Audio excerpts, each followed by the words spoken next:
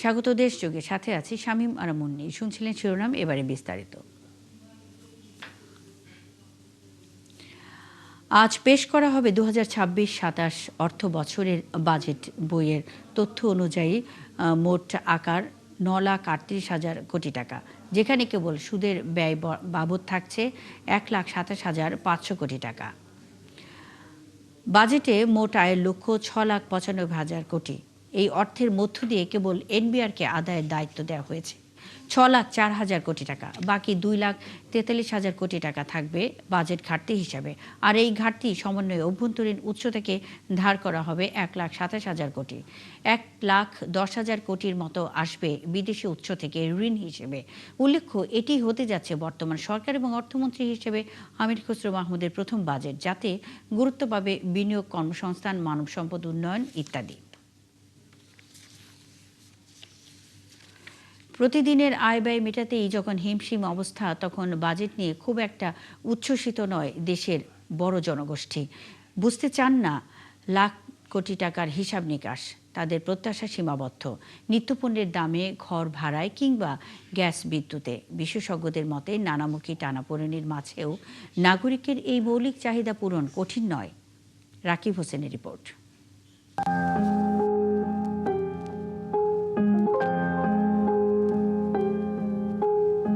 চাল, ডাল, মাছ, মাংস কিংবা কাঁচা শাকসবজি, দীর্ঘদিন ধরে নিত্যপণ্যের দামের উত্তাপে নাকাল সাধারণ মানুষ। বাজারের ফর্দ কাটছাঁট করে কোনো রকমে দিন পার করলেও মাস শেষে মিলছে না আয় ব্যয়ের হিসাব। এমন প্রেক্ষাপটে দরজায় কড়া নাড়ছে গণ অভ্যুত্থান পরবর্তীতে ক্ষমতায় আসা বিএনপি সরকারের প্রথম বাজেট।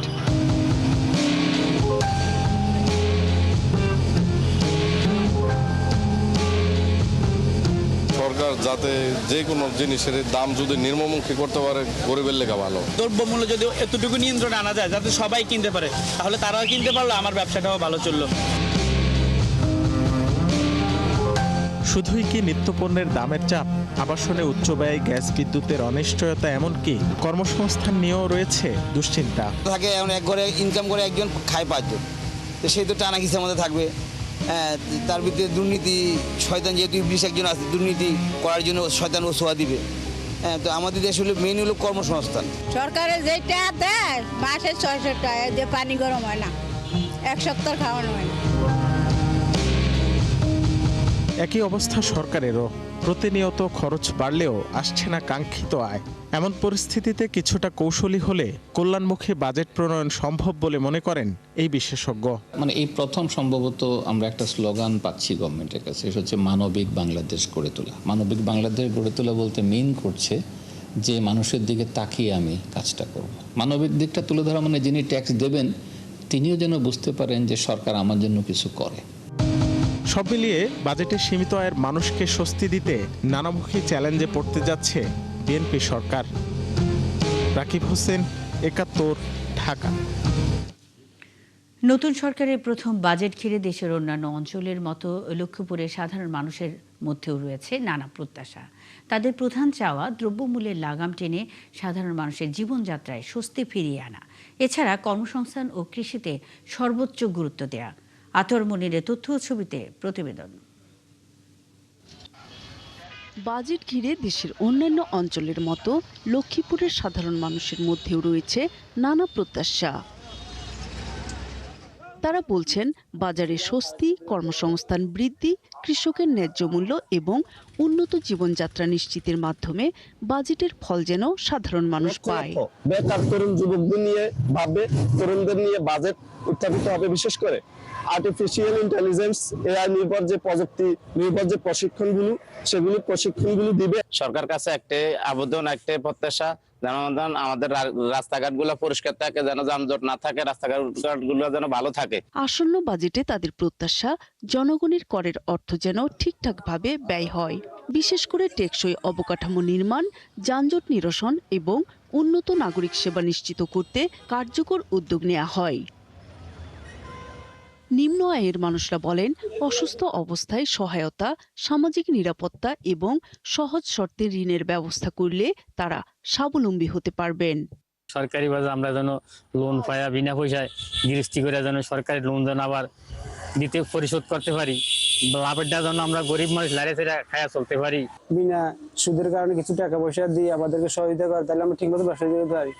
শিক্ষার মান উন্নয়ন, গবেষণা খাতে বরাদ্দ বৃদ্ধি এবং মেধা ও যোগ্যতার ভিত্তিতে কর্মসংস্থানের সুযোগ প্রত্যাশা এলাকার শিক্ষার্থীদের। নূর তাজমিন নীর, ৭১। একদিকে দিল্লিতে চলছে বিজিবি বিএসএফ মহাপরিচালক পর্যায়ে বৈঠক, অন্যদিকে বাংলাদেশের বিভিন্ন সীমান্তে চলছে বিএসএফের পুশিন প্রচেষ্টা।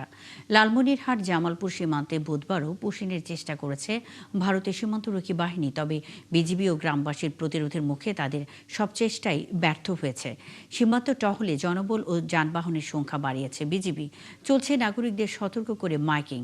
নদীপথেও চলছে টহল। হাসান আহমেদের প্রতিবেদন। বাংলাদেশ ভারত সীমান্ত সমস্যা নিয়ে মহাপরিচালক পর্যায়ের বৈঠক বসেছে ভারতের দিল্লিতে। এর মাঝেই গত রাতে বাংলাদেশের লালমনিরহাটের দুর্গাপুর সীমান্তে আবারও ৩০ থেকে ৪০ জনকে পুশিনের চেষ্টা করেছে ভারতীয় সীমান্তরক্ষী বাহিনী বিএসএফ। এই পুশিন প্রতিরোধে সীমান্তে বিজিবির পাশে দাঁড়িয়েছে এলাকাবাসী। তারা জানান, মঙ্গলবার রাত ৮টার দিকে ভারতের বত্তর সিঙ্গিমারি বিএসএফ ক্যাম্পের সদস্যরা তাদের কাঁটাতারের ব্যারার গেট খুলে ফেলে। এ সময় সীমান্তের সার্চ লাইট বন্ধ করে ৩০ থেকে ৪০ জনকে জড়ো করে পুশিনের চেষ্টা করে। খবর পেয়ে বিজিবিকে জানানো হয়।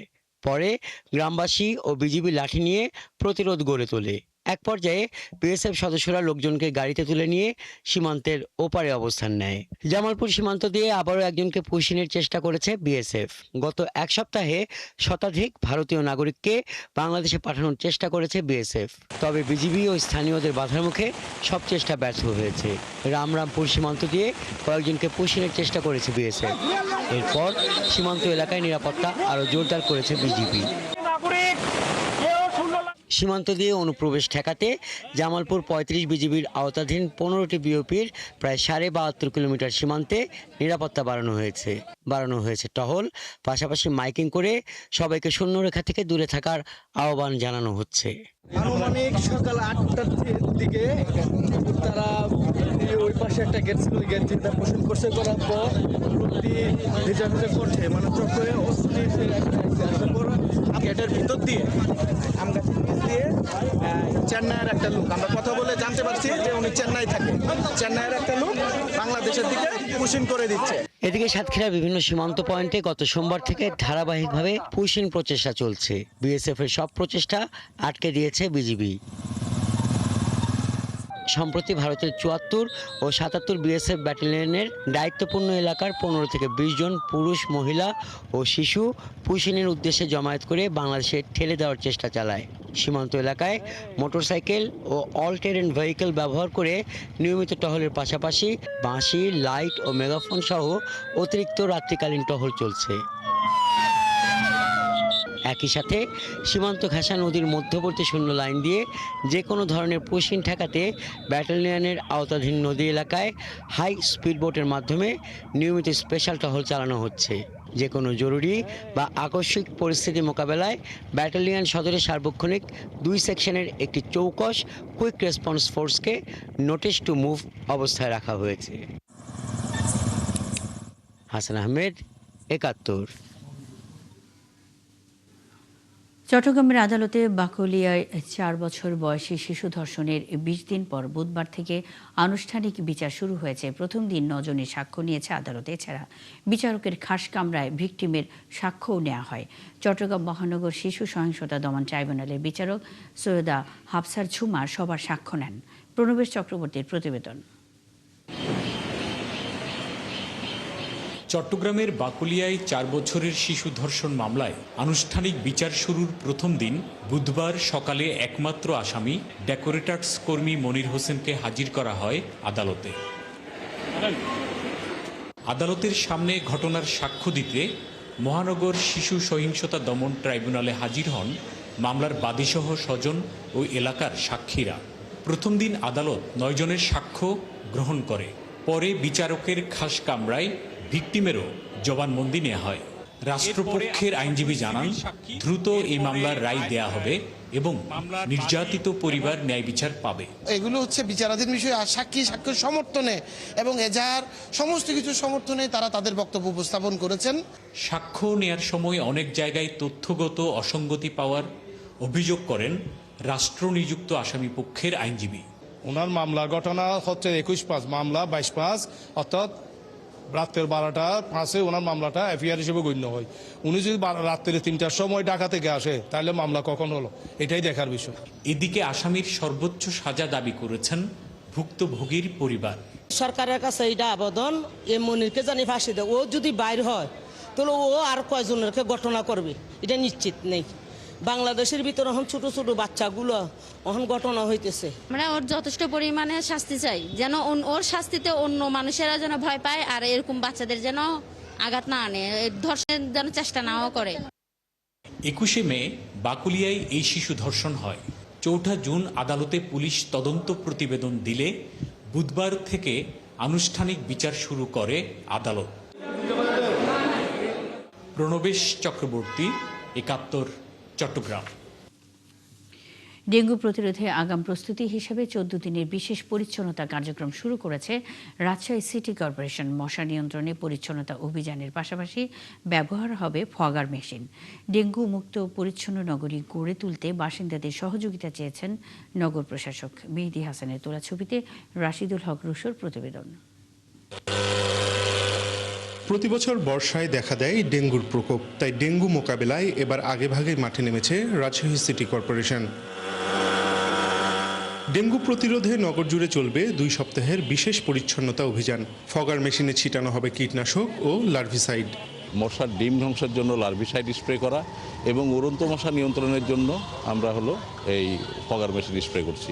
এবং এইটাতে আমাদের টোটাল মশক ডিপার্টমেন্টের 138 জন কর্মী নিয়োজিত আছেন, যারা প্রতিনিয়ত কাজ করবে। সিটি কর্পোরেশনের এই উদ্যোগকে স্বাগত জানিয়েছেন বাসিন্দারা। বলছেন পাড়া মহল্লার অলিগলি ও ড্রেনেও যেন মশা নিধন কীটনাশক ছিটানো হয়। 2 বছর থেকে কোনো মশা মারা বীজ দেওয়া হয়নি আমাদের রাজশাহী শহরে। ব্যাপক মশা এবং জঙ্গল, রাস্তাঘাটে আশেপাশে ড্রেনের পাশে অতিরিক্ত জঙ্গল। কিছুটা কাজের ল্যাকিং ছিল, সে কারণে কিছু কিছু জায়গায় কিছু ড্রেন কিছু সমস্যা ছিল। খুব দ্রুত ডেঙ্গু প্রতিরোধে আমরা রাজশাহীবাসী খুব ভালো একটা রেজাল্ট পাবো। এদিকে মশার প্রজনন স্থল ধ্বংসে নিজ আঙিনা পরিষ্কারের পাশাপাশি নগরবাসীকে সচেতন থেকে পরিচ্ছন্ন, সুন্দর ও স্বাস্থ্যকর রাজশাহী নগরী গড়ে তোলার আহ্বান জানালেন নগর প্রশাসক। আমাদের স্বাস্থ্য বিভাগের পরিচ্ছন্ন বিভাগ থেকে ইতিমধ্যেই আমরা প্রত্যেকেই বাসে বাসে গিয়েও সচেতনামূলকভাবে আমরা লিফলেট বিতরণ করছি এবং সেইগুলো থেকে আমরা যদি নিয়ন্ত্রণ করতে পারি সেই উদ্যোগ নিয়ে আজকে আমাদের কর্মসূচি। পরিচ্ছন্ন বিভাগের কর্মপরিকল্পনা অনুযায়ী নগরীতে প্রতিদিন 5টি করে ওয়ার্ডে মোট 14 দিন চক্রাকারে ফগার মেশিনে কীটনাশক স্প্রে করা হবে। রাশিদুল হক রুশো, 71, রাজশাহী। ময়মনসিংহ মেডিকেল কলেজ হাসপাতালের নতুন পুরনো 2 ভবনেই বছরের বেশিরভাগ সময় লিফটগুলো অচল থাকছে। সচল চলেও যান্ত্রিক ত্রুটির কারণে প্রায়ই লিফটে আটকা পড়ছেন রোগী ও স্বজনেরা। তারা জানান লিফট ছাড়া সিঁড়ি দিয়ে উপরে ওঠা রোগীদের জন্য খুবই ঝুঁকিপূর্ণ।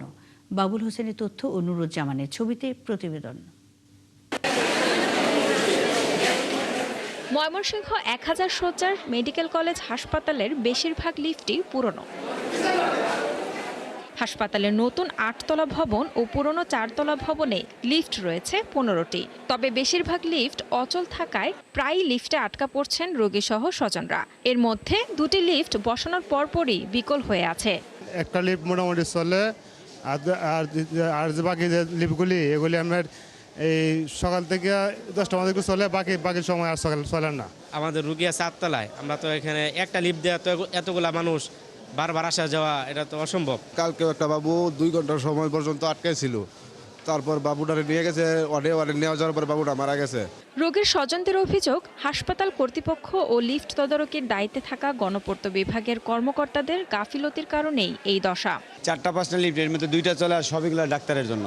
ওখানে চলতেছে, দেখা গেছে 1 ঘন্টা পরে আবার বন্ধ হবে, টোটাল সারাদিন বন্ধ যাইতেছে। আমরা যদি লিফটে না যাইতে পারি, আসতে পারি, তাহলে তো লিফটের দরকার নাই। গণপূর্ত বিভাগের কর্মকর্তাদের দাবি, লিফটগুলো পুরনো হওয়ায় বাড়তি চাপ নিতে পারে না। তারপরও যে কোনো সমস্যা দেখা দিলে তা দ্রুত সরানোর চেষ্টা করছেন তারা। একটা সমস্যা হইলে ধরুন আজকে একটা লিফট সমস্যা হয়েছে, আমরা তাৎক্ষণিকভাবে হয়তো একদিন দুদিন সময় লাগে আমরা চালু করে দিই। আর এই লিফটগুলো হচ্ছে দীর্ঘদিন পুরাতন লিফট। তবে হাসপাতাল কর্তৃপক্ষ নিজেদের দায় চাপান গণপূর্ত বিভাগের উপর। লিফট আসলে এগুলো তো ইলেকট্রিক্যাল জিনিস, তো সেক্ষেত্রে এটা দুইটা নষ্ট হয়েছে, আমাদেরকে বলা হয়েছে যে না আমরা কাজ করতেছি। তো সেক্ষেত্রে এটা কবে নাগাদ ঠিক হবে সেটা আসলে পিডব্লিউডি ভালো বলতে পারবো। আমাদের কাজ হচ্ছে ওনাদেরকে জানানো। ময়মনসিংহ মেডিকেলের পুরনো ভবনটি প্রতিষ্ঠা হয়েছিল 1962 সালে। এখানে লিফট চালু হয় মুক্তিযুদ্ধের পর। 2009 সালে লিফট নিয়েই চালু হয় নতুন ভবন।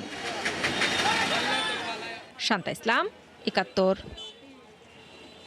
কুষ্টিয়ার কুমারখালীতে প্রাইমারি স্কুলের এক প্রধান শিক্ষকের স্বাক্ষর ও সিল জাল করে ভুয়া প্রত্যয়নপত্র বানিয়ে সরকারি নির্মাণ কাজের বিল তুলে নিয়েছে একটি ঠিকাদারি প্রতিষ্ঠান। প্রতারণায় জড়িত ঠিকাদারি প্রতিষ্ঠান মেসার্স শরীফুল ইসলাম ও তার সহযোগী পাপ্পু সহ দোষীদের বিরুদ্ধে আইনি ব্যবস্থা নিতে উপজেলা প্রশাসনের কাছে লিখিত অভিযোগ দিয়েছেন ভুক্তভোগী প্রধান শিক্ষক রেহেনা খাতুন। তবে বিষয়টি মীমাংসা করে নিতে তাকে নানাভাবে হয়রানি করার অভিযোগ উঠেছে ওই ঠিকাদারের বিরুদ্ধে। কুষ্টিয়া থেকে শাহিন আলীর তথ্য ও ছবিতে প্রতিবেদন।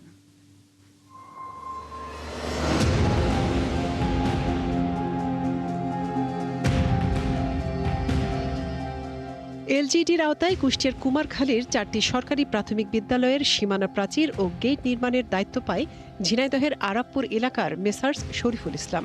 এর মধ্যে চর আগ্রাকুন্ডা সরকারি প্রাথমিক বিদ্যালয়ের জন্য বরাদ্দ দেওয়া হয় 13,03,900 টাকা। কিন্তু নির্মাণ কাজ শেষ না করেই প্রধান শিক্ষক রেহেনা খাতুনের স্বাক্ষর ও সিল জাল করে সব টাকা তুলে নিয়েছে ঠিকাদারি প্রতিষ্ঠানটি। প্রধান শিক্ষক রেহেনা খাতুন জানান, কাজ শেষ না হলেও প্রত্যয়নপত্রে সই করতে তাকে চাপ দেন ঠিকাদারি প্রতিষ্ঠানের সহযোগী পাপ্পু। কিন্তু তিনি অস্বীকৃতি জানালে তার স্বাক্ষর ও সিল জাল করে প্রত্যয়নপত্র বানিয়ে এলজিডির উপজেলা প্রকৌশলীর কার্যালয়ে জমা দেন ওই ঠিকাদার। সিল স্বাক্ষর সই জাল করলো কিনা এটা তো আমি বিশ্বাস চাই। আমার পরেই তো টিও স্যারের সই। টিও স্যার তো আমার কাছে জিজ্ঞাসা করবে আপনি এই অভিযোগ যে আপনি যে এই কাজ অসমাপ্তি ছিল এই কাজ কি সমাপ্ত হয়েছে কিনা, এরপরে করি তো টিও স্যার আমাকে সই দিবে। তিনি আরো জানান, ঠিকাদারের এই প্রতারণার বিরুদ্ধে ব্যবস্থা নিতে উপজেলা প্রশাসনে অভিযোগ করায় বিষয়টি মীমাংসা করতে তাকে নানাভাবে চাপ দেওয়া হচ্ছে।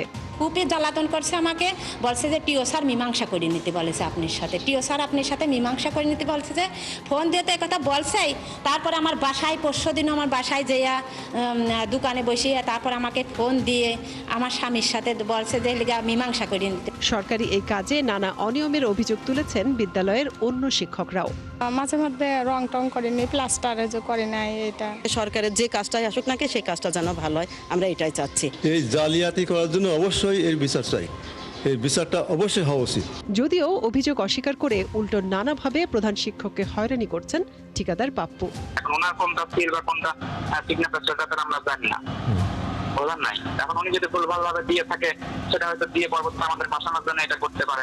এদিকে স্বাক্ষর ও সিল জালিয়াতির ঘটনায় ক্যামেরার সামনে ক্ষোভ জানালেও অভিযুক্ত ঠিকাদারের বিরুদ্ধে দৃশ্যমান কোনো ব্যবস্থা নেননি উপজেলা প্রাথমিক শিক্ষা কর্মকর্তা। আর এ বিষয়ে কথা বলতে রাজি হননি উপজেলা প্রকৌশলী নাজমুল হক।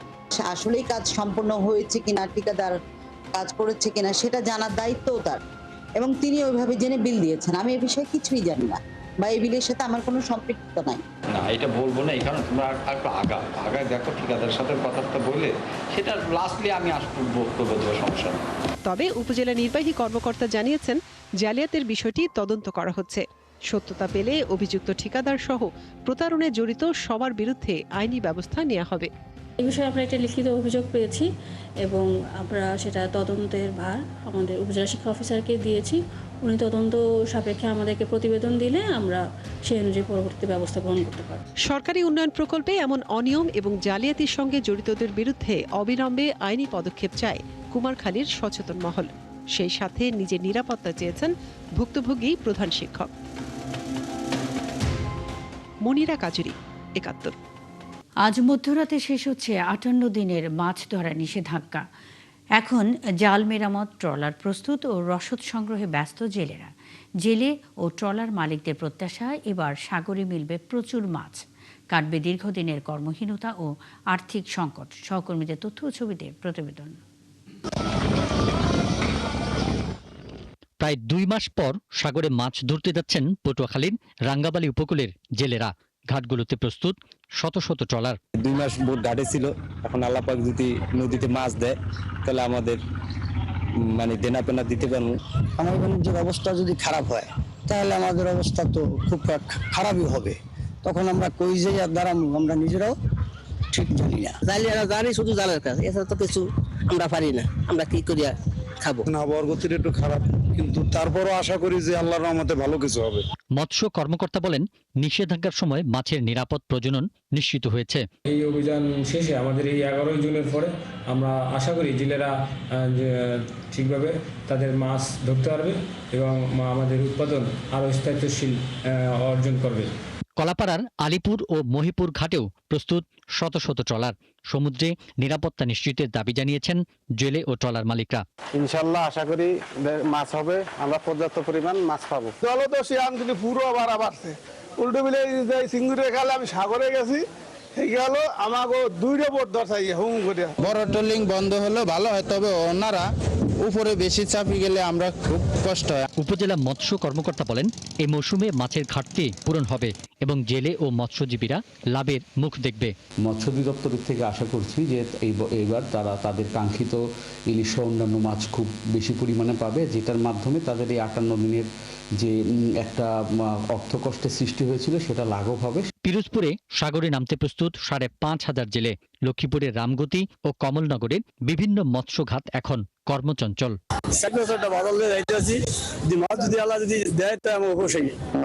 আশাবাদী মাছ পাবো, এই মাছের দাম হয়তো সস্তা হবে, এখন মাছের দাম বেশি। মাছের নিরাপদ প্রজনন ও সংরক্ষণের লক্ষ্যে গত 14 এপ্রিল থেকে 11 জুন পর্যন্ত সাগরে মাছ ধরায় নিষেধাজ্ঞা দেওয়া হয়। পিন্টু হাজং, 71। দর্শক, বঙ্গোপসাগরে মাছ ধরার প্রস্তুতির খবর জানাতে রাঙ্গামালী থেকে যুক্ত হচ্ছেন সহকর্মী কামরুল ইসলাম। কামরুল, 58 দিন পর সাগরে মাছ ধরতে যাওয়া নিয়ে কি বলছেন জেলেরা? তাদের প্রস্তুতি কেমন দেখছেন?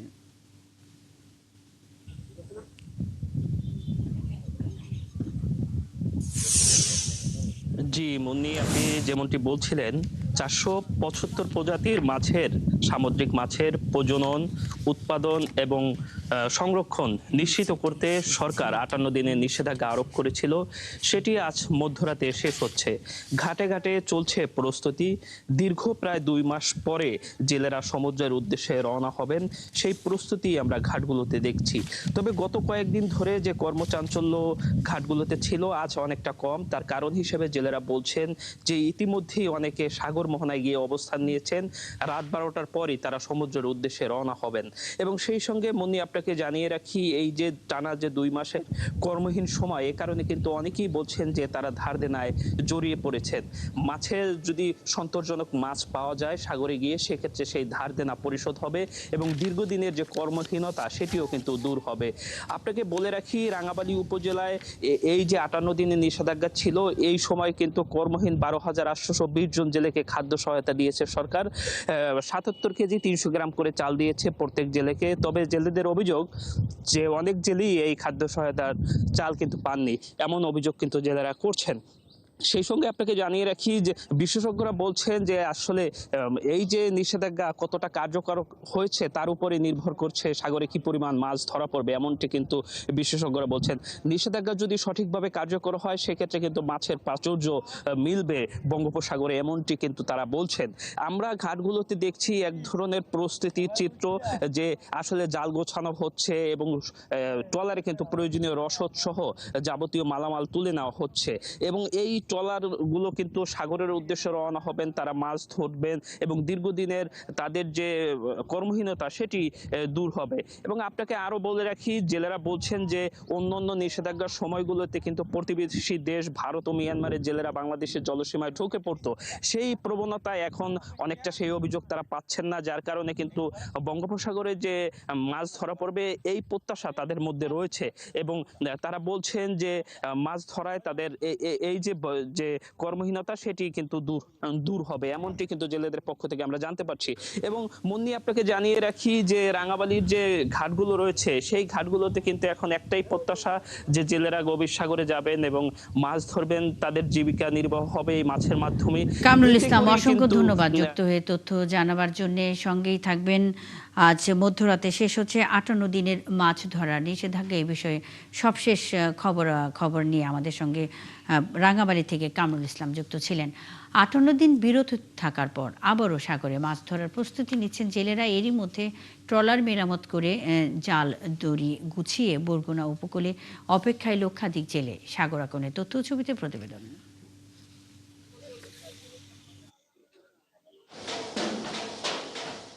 কেউ ডকইয়ার্ডে ট্রলার মেরামতের কাজ শেষ করছেন, আবার কেউ মাছ ধরার জাল দড়ি ঠিকঠাক করে নিচ্ছেন। টানা 58 দিন বেকার সময় কাটিয়ে শুরু হচ্ছে বঙ্গোপসাগরে মাছ ধরা। আমাদের ফ্যামিলিতে লোকজন বেশি, 4-5 জন লোকজন।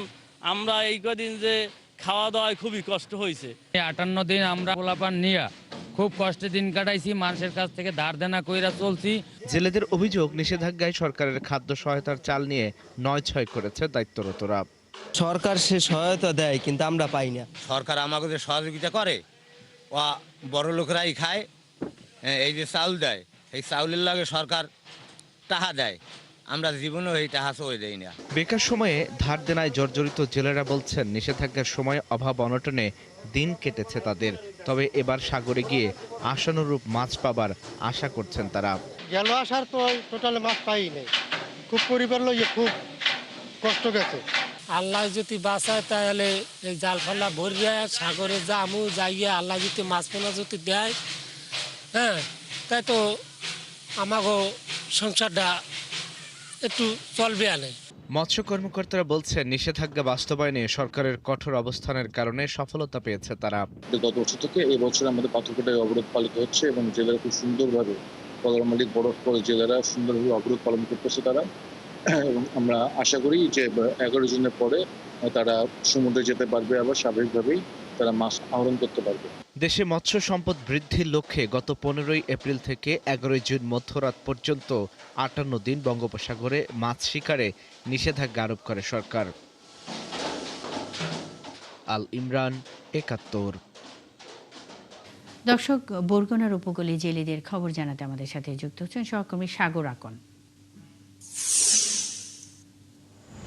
সাগর, জেলেদের সাগরে যাওয়ার প্রস্তুতি কেমন দেখছেন? এবার কি পরিমাণ মাছের আশা করছে তারা?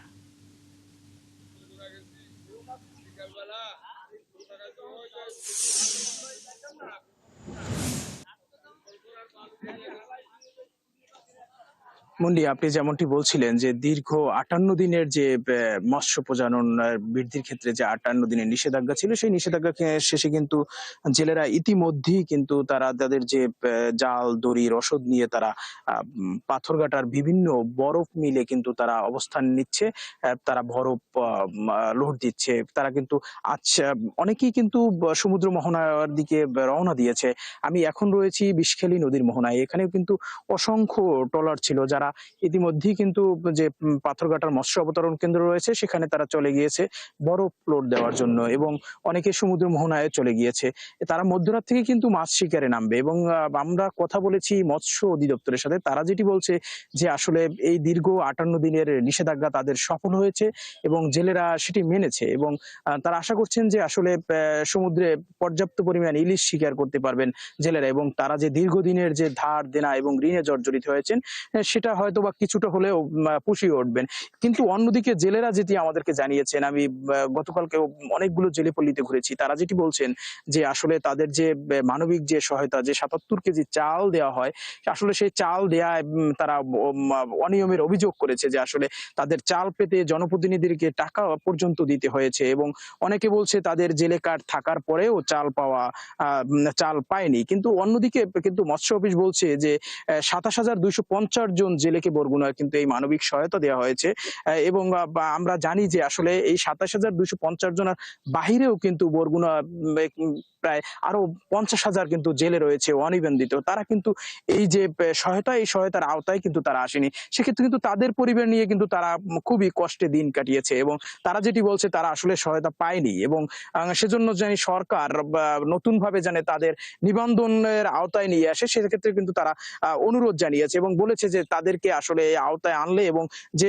২৭,০০০ যেহেতু বরগুনায় নিবন্ধিত জেলে রয়েছে সেখানে জেলেদের পরিমাণ কিন্তু নিবন্ধনের পরিমাণ আরো বাড়ানোর জন্য আহ্বান করেছে জেলেরা এবং জেলেরা বলছেন যে সরাসরি যদি তারা হস্তক্ষেপ করে সরকার এই চাল দেয়া বা যে সহযোগিতা করা হয় সেক্ষেত্রে তারা কিন্তু এই যে সহযোগিতা সেটি কিন্তু তারা পাবেন। তাহলে সেক্ষেত্রে কিন্তু তারা বলছেন যে তাদের যে মানবিক সহায়তা সেটা কাজে আসবে। আমরা দেখেছি যে গত বছর গুলির তুলনায় কিন্তু এবছর জেলেরা একটি বিষয়ে তারা খুশি, যেটি বলছিলেন আমার সহকর্মী, যে আসলে যে ভারতের যে জেলেরা অনুপ্রবেশ করে এই নিষেধাজ্ঞা সময়ে এবছর কিন্তু তেমন একটি অভিযোগ পাওয়া যায়নি যে আসলে ভারতের বা মায়ানমারের জেলেরা বাংলাদেশ জলসীমায় ঢুকে যে মাছ শিকার করে সেটি কিন্তু অভিযোগটা এবছর পাওয়া যায়নি। সেক্ষেত্রে কিন্তু মৎস্য বিভাগ বলছে যে আসলে সমুদ্রে প্রচুর পরিমাণ মাছের বৃদ্ধি পেয়েছে এবং জেলেরা পর্যাপ্ত পরিমাণে মাছ শিকার করতে পারবেন এবং তাদের যে ঋণ ধার দেনা সেটি কিন্তু তারা শোধ করতে পারবেন। তো মুন্নি, এই ছিল আমার কাছ থেকে বরগুনা থেকে সব ধন্যবাদ শেষ। যুক্ত এই তথ্য জানাবার জন্য। ৫৮ দিন বিরত থাকার পর আবারও সাগরে মাছ ধরার প্রস্তুতি নিচ্ছে জেলেরা। এই বিষয়ে বরগুনা থেকে সাগর আকন নানা তথ্য জানাচ্ছিলেন। বোরো মৌসুমে কৃষকদের ধান কাটা ও মাড়াইয়ের মধ্যেই দিনাজপুরের হিলি স্থলবন্দরে বাড়তে শুরু করেছে ভারতীয় ও দেশি চালের দাম। এক সপ্তাহের ব্যবধানে ভারতীয় চাল পাইকারিতে কেজি প্রতি দাম বেড়েছে ১৩ থেকে ১৪ টাকা। দেশি চালের দামও বেড়েছে কেজিতে ৩ থেকে ৪ টাকা। এতে বিপাকে পড়েছেন পাইকার ও সাধারণ ক্রেতারা। আর পাইকার ও খুচরা ব্যবসায়ীদের অভিযোগ, আমদানিকারক ও মিল মালিকরা সিন্ডিকেট করে চালের দাম বাড়িয়েছে। সামিউল ইসলাম আরিফের তথ্য ও ছবিতে প্রতিবেদন। দেশের কৃষকদের কথা চিন্তা করে সরকার ভারত থেকে চাল আমদানি বন্ধ করে দেয় চলতি বছরের ২০ এপ্রিল থেকে, যার কারণে ২১ এপ্রিল থেকে দিনাজপুরের হিলি স্থলবন্দর দিয়ে ভারত থেকে চাল আমদানি বন্ধ হয়ে যায়। প্রায় ১.৫ মাস যেতে না যেতেই আমদানি বন্ধের অজুহাতে চালের দাম বাড়িয়ে দেয় আমদানিকারক ও মিলাররা। পাইকারদের অভিযোগ, আমদানিকারকদের গুদামে পর্যাপ্ত চাল মজুদ থাকার পরও তারা বিক্রি করছেন না। যদিও বা বিক্রি করছেন, তাতে দাম বাড়িয়ে নিচ্ছেন। সব মোকামে একই কথা, ধানের দাম প্রতি মনে বন্দর পর থেকে ২০০ টাকা থেকে ২৫০ টাকা ধানের দাম বাড়তি। তো আমরা তো ওরা বলছে দাম কিনে আমরা চাল করতেছি, আমরা তো আর তো চাল দিয়ে চাল করতেছি না। হ্যাঁ, যাদের কাছে চাল আছে, যাদের বড় বড় কোম্পানি আছে, অনেক বড় বড় কোম্পানি যেটা সিন্ডিকেট করতেছে, মানে বাংলাদেশে নাই চল নাই এরকম একটা শব্দ করতে, দাম চাল নাই। কিন্তু আপনি দেখেন সব মেলে গুডঙে সবার কাছে দাম চাল স্টক আছে, মানে হঠাৎ দামটা বাড়ায় দিল। এদিকে ভরা মৌসুমে চালের দাম বাড়ায় বিপাকে পড়েছেন নিম্ন আয়ের মানুষ। তাদের অভিযোগ, এই সময়ে চালের দাম বৃদ্ধি অস্বাভাবিক। ১ কেজি চালের দাম ১১ টাকা বেড়ে যাওয়া মানে কি, আবার কৃষকেরা মনে করে ধান মাঠা থেকে তুলতেছে, তারা মনে করে ধানের দাম পাচ্ছে না। বন্দর এখানে যদি এলসির চালটা ঢোকে হিলিতে, তাহলে হয়তো এই চালের দাম একটু কমে যাবে। যদিও আমদানিকারকরা বলছেন ভারত থেকে চাল আমদানি বন্ধ থাকার কারণে চালের দাম বৃদ্ধি পেয়েছে। আমদানির অনুমতি পেলে চালের দাম সহনীয় পর্যায়ে আসবে। যে চাল আমরা ৬৪-৬৫ টাকা দরে বিক্রি করছি, সেই চাল এখন বর্তমানে ৭৮-৭৯ টাকা দরে বিক্রি হচ্ছে। চালের বাজার অস্থির অবস্থা বিরাজ করছে। এখন যদি গভর্নমেন্ট আবার একটা ছোট পরিমাণে একটা আমদানি করার অনুমতি দেয়, আমার মনে হয় যে বাজারটা নিয়ন্ত্রণে চলে আসবে। বোরোর ভরা মৌসুমে চালের দাম বৃদ্ধির সিন্ডিকেট প্রতিরোধে প্রশাসনিক পদক্ষেপের দাবি তুলেছেন সাধারণ ক্রেতা, খুচরা বিক্রেতা ও পাইকাররা। হাসান আহমেদ, ৭১। চট্টগ্রাম বন্দরের সক্ষমতা বাড়াতে দুটি প্রকল্প, মাতারবাড়ি গভীর সমুদ্র বন্দর ও বে টার্মিনালে বিদেশি বিনিয়োগ বাড়ছে না। প্রায় ৬ বিলিয়ন মার্কিন ডলারের বিনিয়োগ সম্ভাবনা থাকা সত্ত্বেও আন্তর্জাতিক অপারেটর ও বিনিয়োগকারীরা নতুন মেগা প্রকল্পের বদলে বন্দরের এনসিটি, সিসিটি এবং জিসিবির দিকেই নজর দেওয়া হচ্ছে। অথচ বে টার্মিনাল এবং মাতারবাড়িতে বিশাল বিনিয়োগের সিদ্ধান্তটি ঝুলে আছে বছরের পর বছর। সাইফুল ইসলাম শিল্পীর তথ্য ও ছবিতে প্রতিবেদন। চট্টগ্রাম বন্দরের বে টার্মিনাল প্রকল্পটি বাস্তবায়িত হলে বছরে প্রায় ৬০ লাখ TEU কন্টেইনার পরিচালনার সক্ষমতা তৈরি হবে এবং বড় আকারের জাহাজ সরাসরি ভিড়তে পারবে বন্দরে। সেই প্রকল্প বাস্তবায়নে 2024 সালে বিশ্বব্যাংক $650 মিলিয়ন অর্থায়ন অনুমোদন করে। বাকি কাজ শেষ করার জন্য বেসরকারি অংশীদার ও আন্তর্জাতিক টার্মিনাল অপারেটরদের বিনিয়োগ দরকার। আরেক মেগা প্রকল্প মাতারবাড়ি গভীর বন্দরের জেটি টার্মিনাল শেড এবং ইয়ার্ড নির্মাণের কাজ চলছে অনেকটা ধীর গতিতে। আর পতেঙ্গায় টার্মিনাল নির্মাণ এবং অত্যাধুনিক যন্ত্রপাতি বসাতে বিনিয়োগ করতে যাচ্ছে বিশ্বখ্যাত শিপিং প্রতিষ্ঠান মার্কস লাইনের এপি মোলার। লালদিয়া কন্টেইনার টার্মিনালের আমাদের এটার যে সমস্ত ছাড়পত্র সংক্রান্ত এবং অন্যান্য ড্রয়িং ডিজাইন সম্পর্কিত যে সমস্ত কার্যক্রম পরিচালনা করা দরকার সেই সমস্ত কার্যক্রম চলছে। আমরা যদি সামগ্রিকভাবে বলি, যে সমস্ত প্রকল্পগুলো আমাদের অগ্রগামী হওয়া দরকার সবগুলো প্রকল্পই আশানুরূপভাবে অগ্রগতি চলছে। বিশেষজ্ঞদের মতে সবগুলো প্রকল্পের কাজ শেষ হলে দেশে আমদানি রপ্তানি সক্ষমতা বাড়বে। নিউ এয়ারপোর্ট সার্টেনলি অ্যান্ড আপনার অটোমেশন থাকবে, অপারেটিং একটু নিউজ থাকবে, ডেফিনেটলি এফিসিয়েন্সি।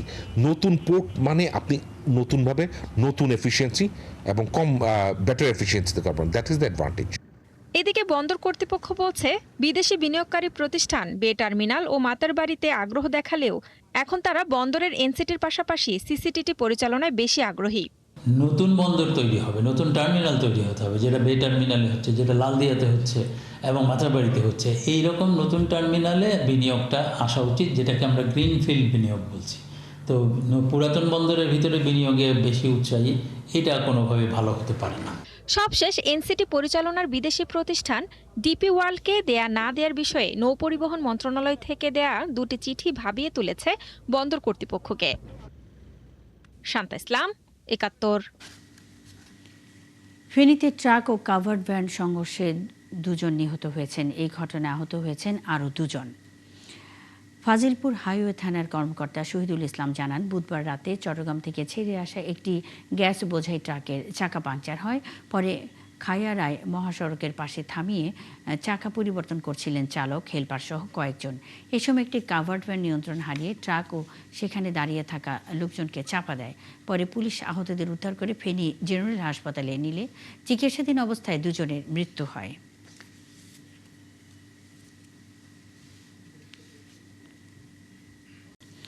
কিশোরীদের স্বাস্থ্য সুরক্ষার সচেতনতায় ও নারী সমাজকে জাগ্রত ও অনুপ্রাণিত করার লক্ষ্যে সাভারে আয়োজন করা হয় আমার রক্ষক আমি অনন্যা নামের এক অনুষ্ঠান।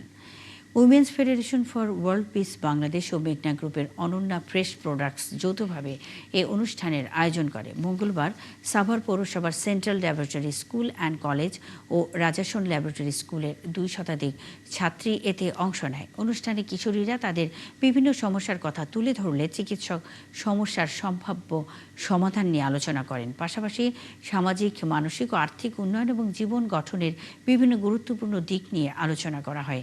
এরপর মেঘনা গ্রুপ অব ইন্ডাস্ট্রিজের পক্ষ থেকে উপস্থিত কিশোরীদের ফ্রেশ অনন্যা স্যানিটারি ন্যাপকিন সৌজন্য হিসাবে প্রদান করা হয়।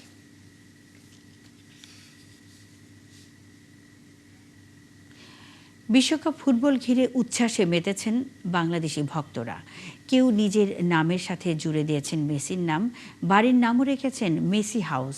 কিশোরগঞ্জের ভৈরবে দেখা মিলবে এই মেসি ভক্তের। অন্যদিকে পটুয়াখালীতে প্রিয় দলের জার্সি ও পতাকা কিনতে ভিড় বেড়েছে দোকানে। আর বড় পর্দায় খেলা দেখতে নোয়াখালীতে টেলিভিশন শোরুমে ভিড় করছেন ভক্ত সমর্থকরা। সহকর্মীদের তথ্য ছবিতে প্রতিবেদন। নাম মহিউদ্দিন হলেও এলাকায় সবাই ছিলেন মেসি নামেই। মেসির প্রতি ভালোবাসা থেকেই সন্তানের নাম থেকে শুরু করে ব্যবসায়িক পণ্য, এমনকি বাড়ির নামকরণও করেছেন মেসি হাউস। এছাড়া মেসির নামেই গড়েছেন ফুটবল টিম। মেসির এই একনিষ্ঠ ভক্তের দেখা মিলবে কিশোরগঞ্জের ভৈরবের তাতারকান্দি এলাকায়। মহিউদ্দিনের বাড়ির ছাদে উঠছে প্রিয় দলের পতাকা, আর গেট ও ভেতর সাজিয়েছেন একই পতাকার আদলে। সড়কে টানানো হয়েছে ব্যানার। তার এমন ভালোবাসা দেখে মুগ্ধ এলাকার ফুটবল ভক্তরা। প্রতি বছরই তার বাসায় প্রজেক্টর দিয়ে ভৈরবের এবং লক্ষ্মীপুর, জগন্নাথপুরে অনেক মানুষ তার বাসায় খেলা দেখে। ফুটবল প্রেমিক মানুষ, বিশেষ করে লিওনেল মেসি একটা ভক্ত। মহিউদ্দিন ভাই একদম ক্রীড়াপ্রেমী মানুষ। ওনার একটি দল আছে মেসি মশাকের ফুটবল একাদশ।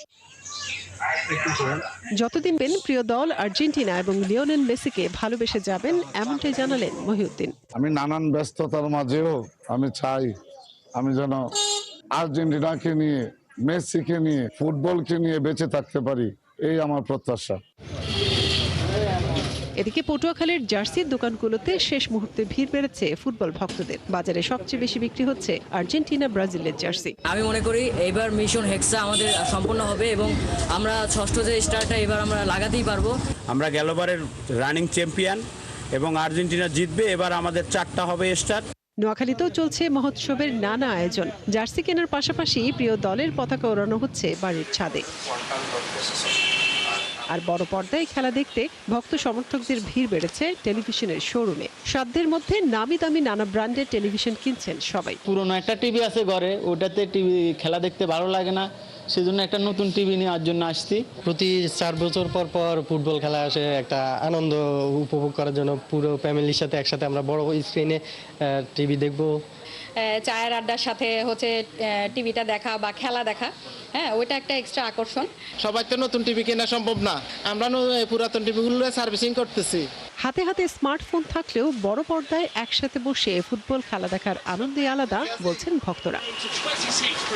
মনিরা কাজরি, ৭১। বিশ্বকাপ উন্মোদনায় ভাসছে ঝালকাঠির ফুটবল প্রেমীরা। বিশ্বকাপ ফুটবল টুর্নামেন্টকে ঘিরে প্রতিদিনই জেলার বিভিন্ন এলাকায় বসছে প্রিয় দলের সমর্থকদের মিলন মেলা।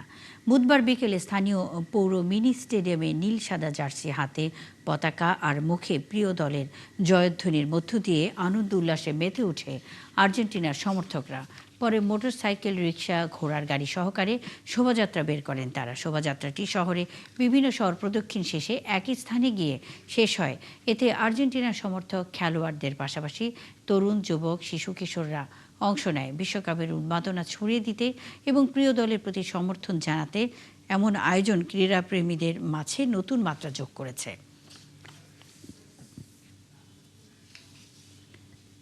বিশ্বকাপ ফুটবল শুরু হলেই প্রিয় দলকে ঘিরে ভক্তদের উন্মাদনের নানা রূপ দেখা যায়।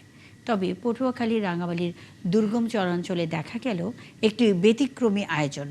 দীর্ঘ উঁচু একটি মোবাইল ফোন টাওয়ারের চূড়ায় উঠে ব্রাজিলের পতাকা উড়িয়েছেন সমর্থকরা। বুধবার দুপুরে ব্রাজিলের 3 ভক্ত টাওয়ারের চূড়ায় উঠে পতাকা স্থাপন করেন। রাঙামাটি উপজেলার দুর্গম চরমন্তাজ ইউনিয়নের স্লুইস বাজার সংলগ্ন এলাকায় এই পতাকা টাঙানো হয়। বিশ্বকাপ ফুটবলকে সামনে রেখে নিজেদের ভালোবাসার দল ব্রাজিলের প্রতি সমর্থন জানাতেই এমন ব্যতিক্রমী উদ্যোগ নিয়েছেন ভক্তরা।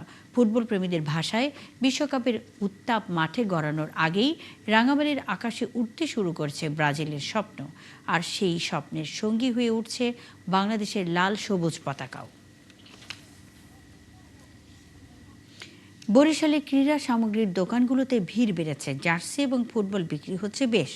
ব্রাজিলের জার্সির সংকট চলছে। চাহিদার সুযোগ বুঝে সকল ধরনের জার্সির দামও দ্বিগুণ বেড়েছে। বিধান সরকারের প্রতিবেদন। জার্সি কেনার পছন্দের তালিকায় রয়েছে আর্জেন্টিনা, ব্রাজিলের পাশাপাশি পর্তুগাল, স্পেন আর ফ্রান্স, জার্মানির নাম। তাই চাহিদার দলের জার্সি কিনতে দোকানে প্রতিদিনই ভিড় বাড়ছে। আমি আজকে আর্জেন্টিনার জার্সি কিনছি। আমি আর্জেন্টিনার ফ্যান, ছোটবেলা থেকে আর্জেন্টিনা করা হয়। আচ্ছা, আমি আসছি পর্তুগালের জার্সি কিনতে। আর আমি যেহেতু রোনালদো ফ্যান, এই জন্য। আমি ব্রাজিল, ফরএভার ব্রাজিল, বাট আমার ভাই হলো যে আমার অপোনেন্ট পর্তুগাল, তো ওর জন্য জার্সি খুঁজতে আসছি। কেবল জার্সি কিনেই ক্ষান্ত নয়, নাম লেখাতেও প্রিন্টের দোকানে লাইন দিতে হচ্ছে। দোকানিরা বললেন প্রিন্টিংয়ের কাজ চলবে একেবারে বিশ্বকাপ অবধি পর্যন্ত। এখানে আমি আমার নিজের নাম টাইপিং করলাম জার্সির পিছনে। রোজ সকাল 9টা থেকে রাত্র 12টা পর্যন্ত কাজ করছে, এই একই রকম ভিড় থাকে। ব্রাজিলের জার্সির সংকট নিয়ে দোকানিরা বললেন মোকামে গিয়েও পাচ্ছেন না তারা। তাছাড়া জার্সির দামও বেড়েছে, এই জন্য তাদেরও বাড়তি দামে বিক্রি করতে হচ্ছে। ব্রাজিলটা, হোমটা কোনোটাই নাই, না আছে লোকালটা, না আছে প্লেয়ার এডিশনটা। যে মাল আমরা 300-400 বেচতাম, ওই মাল এখন 500-600 টাকা বেচা লাগে। ব্রাজিলের সংখ্যা স্লো চলে, এর জন্য কারখানায় তৈরিও করে কম, এর জন্য একটু টান। এবার জার্সির পাশাপাশি চলছে ফুটবলের চাহিদাও। খেলা দেখার পাশাপাশি নিজেরাও ফুটবল খেলবেন, এজন্য টাকা জমিয়ে ফুটবল কিনছেন অনেকেই। বিশ্বকাপ একটা বল কিনছি, আমরা নিজেরাও খেলবো, খেলা দেখবো, এনজয় করবো নিজেরা। বিশ্বকাপ খেলা হবে আর নিজেরা ফুটবল খেলবো, এই জন্য বল কিনতে আসছি। বরিশাল নগরীর চকবাজারে ক্রীড়া সামগ্রীর দোকানগুলোতে সপ্তাহ ধরে বেচা কেনার ভিড় বেড়েছে। বিধান সরকার, ৭১, বরিশাল।